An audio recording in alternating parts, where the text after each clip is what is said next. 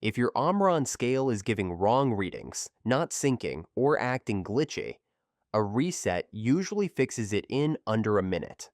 First, step off the scale completely and make sure it's on a flat, hard surface.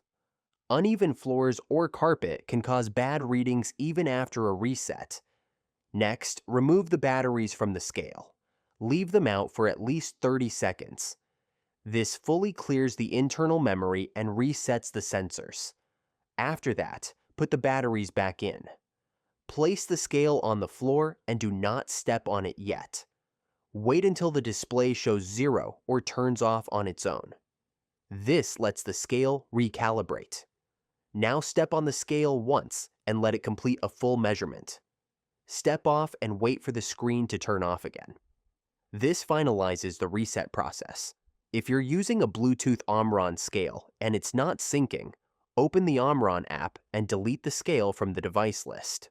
Then repair it by adding the scale again inside the app, not through your phone's Bluetooth menu. If readings are still inconsistent, replace the batteries with brand new ones. Weak batteries are one of the most common causes of scale errors.